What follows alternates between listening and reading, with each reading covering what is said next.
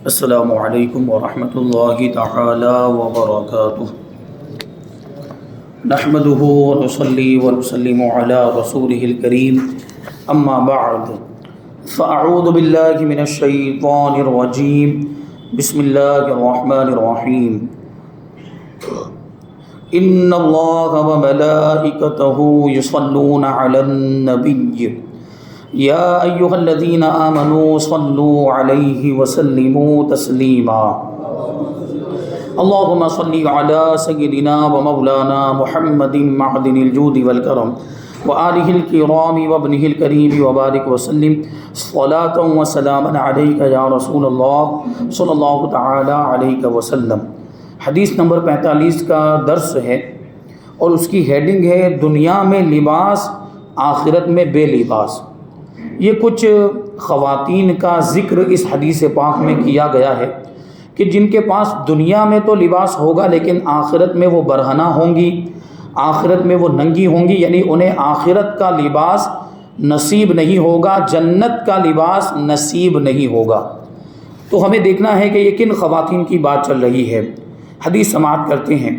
عن ام سلمۃ قالت استيقظ النبي صلی اللہ علیہ وسلم ذات لیلۃ فقال سبحان اللہ ماذا انزل اللیلۃ من الفتن وماذا فتح من الخزائن ایقظوا صواحب الحجر فرب کاسیۃ فی الدنیا عاریۃ فی الآخرہ۔ حضرت بی بی ام سلمہ رضی اللہ تعالی عنہا نے کہا کہ ایک رات نبی پاک صلی اللہ علیہ وسلم بیدار ہوئے تو فرمایا کہ سبحان اللہ، اس رات میں کیسے کیسے فتنے اتارے گئے اور کیسے کیسے خزانے کھولے گئے۔ ان حجرے والیوں کو عبادت کے لیے جگاؤ، کیونکہ بہت سی عورتیں دنیا میں لباس پہنے ہوئے ہیں مگر وہ آخرت میں ننگی ہوں گی، یعنی آخرت میں برہنہ ہوں گی، ان کے پاس لباس نہیں ہوگا۔ آپ نے سماعت کیا کہ اس حدیث پاک کی راویہ حضرت بی بی ام سلمہ رضی اللہ تعالی عنہا ہے۔ تو پہلے ان کے کچھ مختصر حالات بیان کرتے ہیں۔ کہتے کہ اس حدیث کو روایت کرنے والی ام المؤمنین بی بی ام سلمہ رضی اللہ تعالی عنہا ہے۔ ان کا اصل نام ہند یا رملہ ہے اور یہ ابو امیہ کی صاحبزادی ہیں۔ یہ پہلے حضرت ابو سلمہ رضی اللہ تعالی عنہ کی بیوی تھیں۔ حضرت ابو سلمہ ان کو اور اپنے بچے کو ساتھ لے کر ہجرت کے لیے روانہ ہونے لگے تو بی بی ام سلمہ کو ان کے میکے والوں نے روک لیا اور بچے کو حضرت ابو سلمہ کے خاندان والوں نے چھین لیا، مگر حضرت ابو سلمہ بیوی بچوں کو چھوڑ کر مدینہ منورہ چلے گئے۔ پھر کچھ دنوں کے بعد بی بی ام سلمہ بھی اپنے بچے کو ہمراہ لے کر اکیلی ہجرت کر کے مکہ مکرمہ سے مدینہ منورہ روانہ ہو گئی۔ حضرت ابو سلمہ رضی اللہ تعالی عنہ جب 3 یا 4 ہجری میں وفات پا گئے تو حضور اکرم صلی اللہ علیہ وسلم نے بی بی ام سلمہ رضی اللہ تعالی عنہا سے نکاح فرما کر ان کو امہات المؤمنین میں شامل فرما لیا۔ 378 حدیثیں انہوں نے حضور صلی اللہ علیہ وسلم سے روایت کی ہیں۔ حضرت ام سلمہ رضی اللہ تعالی عنہا نے کتنی؟ 378 حدیثیں۔ 59 ہجری میں 84 سال کی عمر پا کر مدینہ منورہ میں آپ نے وفات پائی اور جنت البقیع میں مدفون ہوئی۔ بہت سے صحابہ و تابعین آپ کے شاگردوں میں شمار ہوتے ہیں، یعنی بہت سے صحابہ اور بہت سے تابعین نے آپ سے حدیثوں کا علم حاصل کیا ہے۔ اس حدیث کے بارے میں چند باتیں یاد رکھنے کے قابل ہے۔ پہلی بات تو اس حدیث کی سند کے تعلق سے، روایت کے تعلق سے بیان کرتے ہیں کہ اس حدیث کو امام بخاری علیہ الرحمہ نے اس کے علاوہ اور بھی ابواب میں ذکر کیا ہے۔ صلاۃ اللیل، علامات النبوہ، کتاب الادب، کتاب اللباس، کتاب الفتن، ان سارے ابواب میں امام بخاری نے اس حدیث کو نقل فرمایا ہے۔ اور حضرت امام ترمذی نے اس حدیث کو صرف کتاب الفتن میں درج فرمایا۔ فتن کا مطلب یہ ہوتا ہے فتنے کی جمع ہے فتن۔ تو جو قرب قیامت میں جو فتنے ظاہر ہوں گے ان کا ذکر اس حدیث پاک کے اندر موجود ہے۔ نبی پاک صلی اللہ علیہ وسلم نے اس کی طرف اشارہ فرمایا ہے۔ خدا بند عالم جل جلالہ نے حضور پاک صلی اللہ علیہ وسلم کو آئندہ ہونے والے فتنوں اور فتوحات کے خزانوں کا خواب میں یا بیداری میں مشاہدہ کرا دیا کہ قیامت تک کون سے فتنے آئیں گے یا مسلمانوں کو کیسی کیسی فتوحات حاصل ہوں گی۔ اللہ کے رسول صلی اللہ علیہ وسلم کو پہلے ہی سے اللہ تبارک و تعالیٰ نے ان ساری چیزوں کا علم عطا فرما دیا، اور آپ نے ان کی کثرت کو دیکھ کر، یعنی فتنوں کی کثرت کو دیکھ کر تعجب کا اظہار فرماتے ہوئے یہ ارشاد فرمایا کہ سبحان اللہ، آج کی رات میں کس قدر زیادہ فتنے اور خزانے آسمان سے زمین پر اتارے گئے۔ بخاری شریف کی ایک اور روایت میں یوں بھی آیا ہے کہ حضور پاک صلی اللہ علیہ وسلم نے یہ ارشاد فرمایا کہ میں تمہارے گھروں میں فتنوں کو اس طرح گرتے ہوئے دیکھ رہا ہوں جس طرح بارش کے قطرے مسلسل اور لگاتار زمین پر گرتے ہیں۔ اب آپ اندازہ لگائیں کہ فتنے کتنے خطرناک ہیں اور کتنی تعداد میں ہیں، کتنے زیادہ ہیں، کتنے کثیر ہیں۔ یہ فتنے ہم دیکھ رہے ہیں کہ ایک کے بعد ایک فتنہ رونما ہوتا رہتا ہے، ایک فتنہ بھی ختم نہیں ہوتا کہ دوسرا فتنہ شروع ہو جاتا ہے۔ یہ فتنوں کا زمانہ ہے۔ تو انہی فتنوں کے بارے میں نبی پاک صلی اللہ علیہ وسلم نے اس حدیث میں ارشاد فرمایا، فرماتے ہیں کہ بخاری شریف کے حواشی میں ہے کہ فتنوں سے مراد عذاب ہے اور خزانوں سے مراد رحمتیں ہیں، یعنی آسمان سے اللہ تبارک و تعالیٰ کا عذاب بھی نازل ہوا اور اللہ تبارک و تعالیٰ کی رحمتیں بھی نازل ہوئیں۔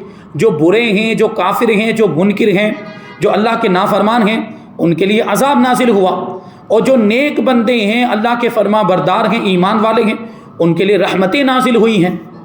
اور بعض شارحین حدیث نے فرمایا کہ فتنوں سے مراد آئندہ ہونے والے فسادات اور لڑائیاں ہیں، خوریزیاں اور جنگیں وغیرہ، جو اس امت کے لیے باعث فتنہ ہیں، جیسے امیر المؤمنین حضرت عثمان غنی رضی اللہ تعالی عنہ کی شہادت، جنگ جمل، جنگ صفین، جنگ حرہ، جنگ کربلا وغیرہ، جن سے بہت زیادہ فتنے پھیلے اور مسلمانوں کا بے حد جانی اور مالی نقصان ہوا ان جنگوں کی وجہ سے۔ اور خزانوں سے مراد وہ فتوحات ہیں جو خلفائے راشدین اور ان کے بعد آنے والے مسلمان بادشاہوں کو حاصل ہوئی کہ فارس و روم بلکہ یورپ و ایشیا وغیرہ کے خزانے مفتوح ہو کر اسلامی بیت المال میں آ گئے، بڑے بڑے ملک فتح ہو گئے۔ اس زمانے میں قیصر و کسریٰ سپر پاور مانے جاتے تھے، روم اور ایران یعنی یہ فارس، یہ دو بڑے ملک طاقتور مانے جاتے تھے۔ حضرت فاروق اعظم رضی اللہ تعالیٰ عنہ کے زمانے میں یہ دونوں ملک بھی فتح ہو گئے اور اسلامی حکومت وہاں تک پہنچ گئی۔ مزید آگے جب زمانہ بڑھا ہے تو اسلامی حکومت یورپ میں بھی پہنچ گئی اور ایشیا میں بھی پہنچ گئی، اور افریقہ کے مختلف ممالک میں اسلام پہنچ گیا، اسلامی حکومت ہو گئی۔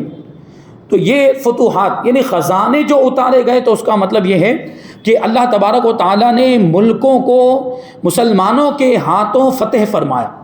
تو اب جب ملک فتح ہوگا تو وہاں کے خزانے بھی مل جائیں گے مال غنیمت کے طور پر، اور وہ خزانے جو تھے وہ اسلامی بیت المال میں شامل ہو گئے۔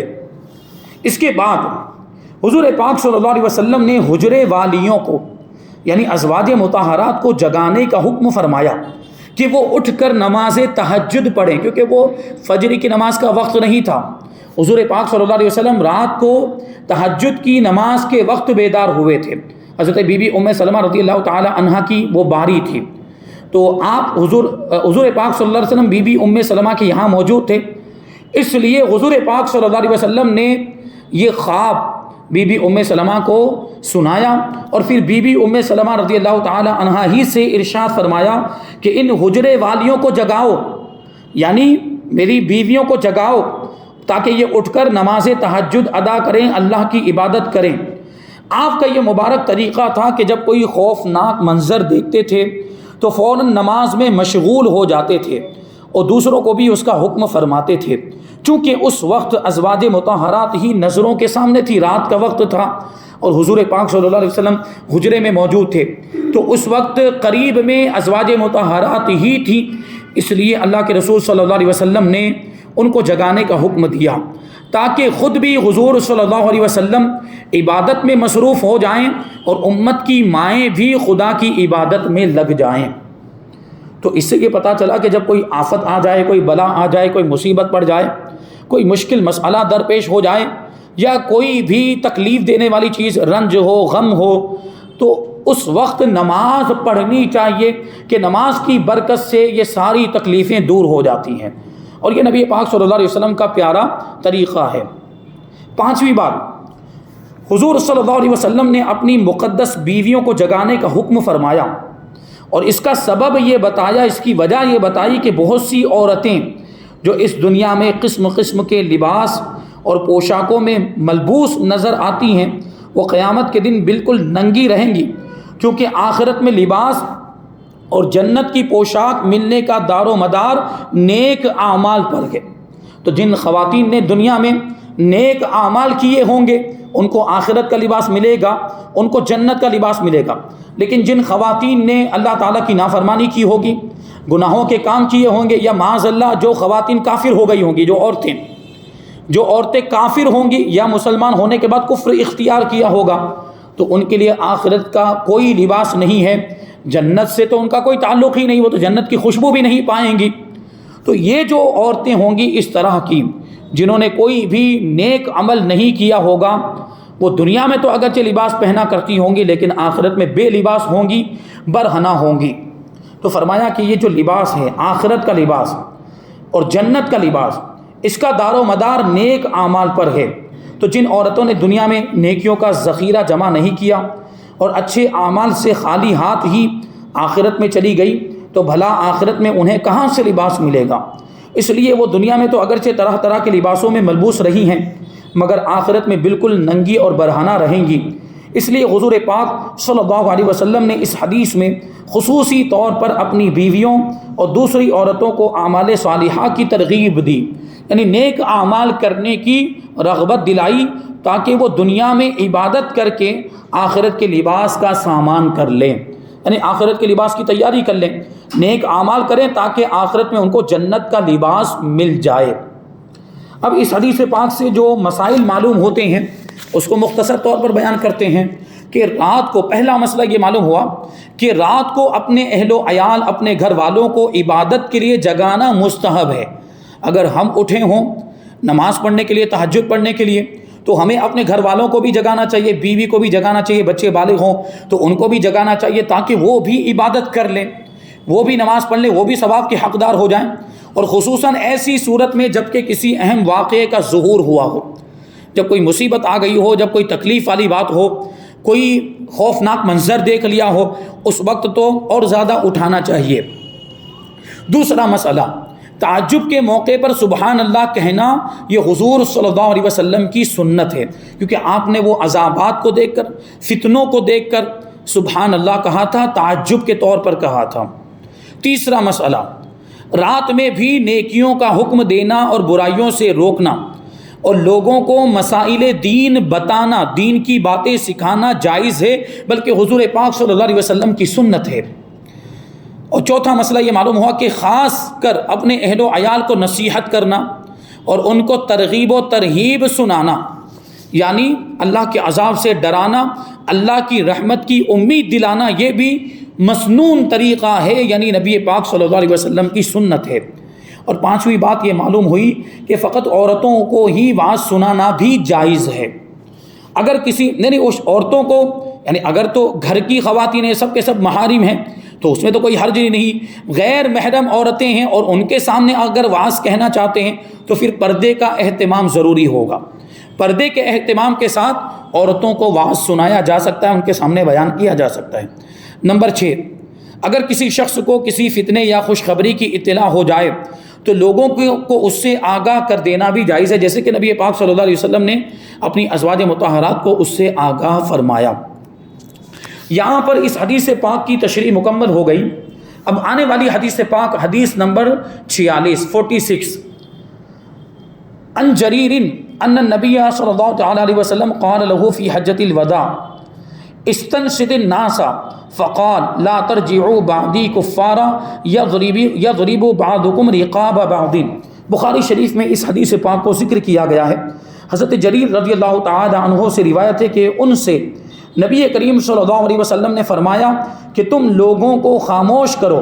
حضور نے حجۃ الوداع کے موقع پر یہ ارشاد فرمایا پھر آپ نے ارشاد فرمایا کہ تم لوگ میرے بعد پلٹ کر کفار مت ہو جانا کہ تمہارے بعض کی گردن مارے، یعنی ایک دوسرے کو قتل کرنے لگ جائیں۔ حجۃ الوداع یعنی حضور پاک صلی اللہ علیہ وسلم نے 10 ہجری میں جو حج فرمایا، جو حضور کی زندگی کا آخری حج تھا، اور وداع کا مطلب یہ ہوتا ہے رخصت کرنا۔ حضور پاک صلی اللہ علیہ وسلم نے اس وقت صحابہ کرام کو اور جو بھی وہاں پر موجود تھے ان کو اس طرح سے رخصت کیا تھا گویا کہ یہ آپ کی آخری ملاقات ہو، اور ایسا ہی ہوا۔ اس کے بعد نبی پاک صلی اللہ علیہ وسلم کا وصال ہو گیا۔ تو یہ حج جو تھا اس کو حجۃ الوداع کہا جاتا ہے۔ اس وقت نبی پاک صلی اللہ علیہ وسلم نے بہت ساری باتیں ارشاد فرمائی تھی اور بہت سی نصیحتیں اپنی امت کو فرمائی۔ ان میں سے ایک نصیحت یہ تھی کہ میرے بعد کافر مت ہو جانا، ایمان سے خالی مت ہو جانا، اور ایک دوسرے کی گردنیں مت مارنا، یعنی آپس میں مسلمانوں کو قتل کرنے مت لگ جانا۔ اب اس حدیث پاک کے راوی ہیں حضرت جریر ابن عبداللہ بجلی رضی اللہ تعالیٰ عنہ۔ یہ صحابی ہیں اور یہ مشہور با کرامت محدث ابو زرعہ کے دادا ہیں۔ حضرت جریر بہت ہی خوبصورت، وجیح، دراز قد، اونچے قد والے، اور اتنے لمبے تھے کہ اونٹ کے کوہان تک آپ کا سر پہنچتا تھا۔ اونٹ کا کوہان سمجھتے ہیں نا آپ لوگوں کو، ابھرا ہوا حصہ ہوتا ہے اس کی پیٹھ کے اوپر، وہاں تک آپ کا سر پہنچتا۔ اونٹ ویسے ہی کتنا لمبا ہوتا ہے، تو یہ خود اتنے لمبے تھے کہ ان کا سر اونٹ کی کوہان تک پہنچتا تھا، اور ان کا جوتا، پاؤں اتنے بڑے بڑے تھے کہ ان کا جوتا تقریباً 1 ہاتھ کے برابر لمبا ہوتا تھا۔ 1 ہاتھ سے مراد کیا، یہ انگلیوں سے لے کر کوہنی کے اوپر تک اتنا بڑا تو ان کا جوتا ہوتا تھا، اور یہ بہت بہادر بھی تھے۔ 10 ہجری میں حجۃ الوداع سے پہلے مشرف باسلام ہوئے۔ آپ سے 100 حدیثیں مروی ہیں، اور آپ کے شاگردوں کی تعداد بہت زیادہ ہے۔ آپ کچھ دنوں کوفہ میں رہے، پھر قرقیسیہ چلے گئے، وہیں 51 ہجری میں آپ نے وصال فرمایا۔ اب یہ جو حجۃ الوداع کا لفظ آیا ہے، اس حدیث میں حجۃ الوداع کا ذکر آیا، اس کی توضیح اور تشریح یہ ہے کہ حضور پاک صلی اللہ علیہ وسلم نے 10 ہجری میں آخری حج فرمایا اپنی زندگی کا۔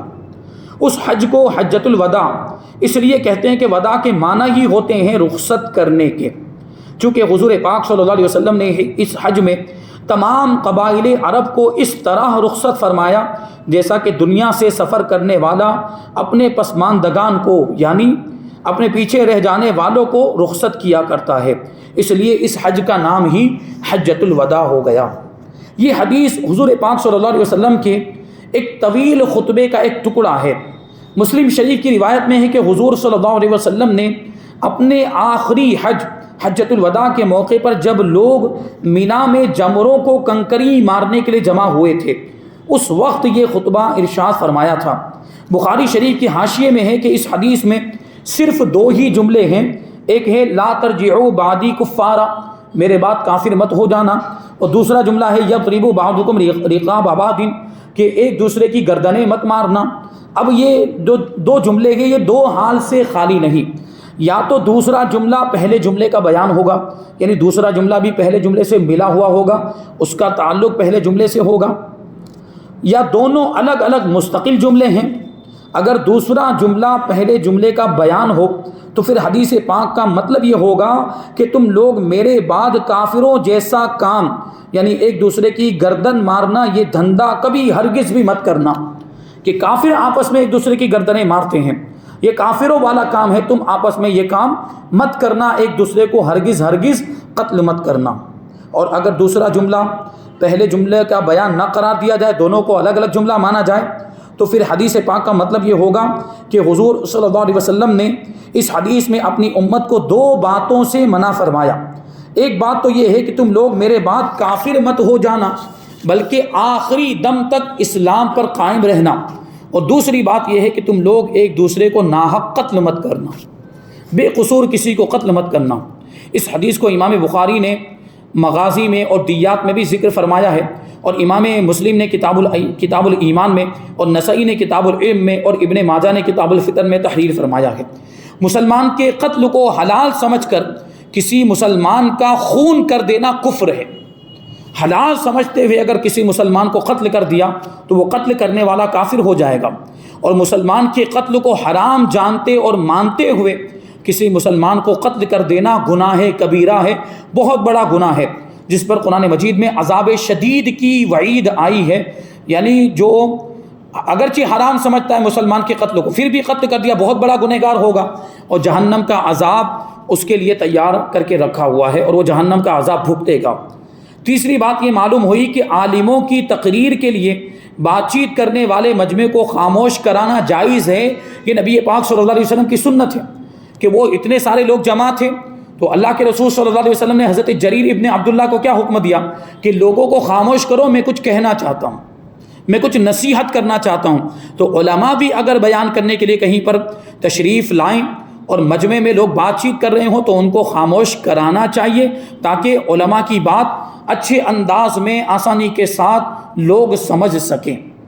آخری بات کہ وعظ و تقریر کے وقت حاضرین مجلس کو خاموش ہو کر سکون و اطمینان کے ساتھ وعظ و تقریر سننا لازم ہے، اور ہر خطبہ سننا واجب ہے، چاہے وہ جمعہ کا خطبہ ہو یا عید کا خطبہ ہو یا نکاح کا خطبہ ہو، ہر خطبہ سننا واجب ہے، خاموش رہنا ضروری ہے اس وقت، اور خطبے کے دوران بات چیت کرنے کی اجازت نہیں ہے، دوسرا کوئی کام کرنے کی بھی اجازت نہیں، بلکہ خاموشی کے ساتھ پوری توجہ کے ساتھ خطبہ سننا لازم اور ضروری ہے۔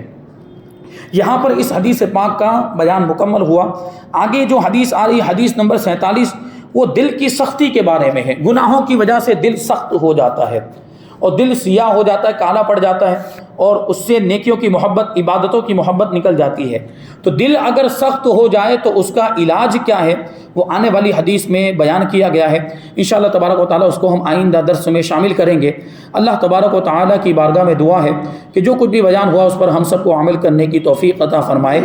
نبی پاک صلی اللہ علیہ وسلم کے فرامین پر، آپ کے ارشادات پر، آپ کی حدیثوں پر ہمیں عمل کرنے کی توفیق عطا فرمائے، ایمان کی سلامتی عطا فرمائے، اور ایمان پر ہی ہم سب کا خاتمہ فرمائے۔ وما علینا الا البلاغ۔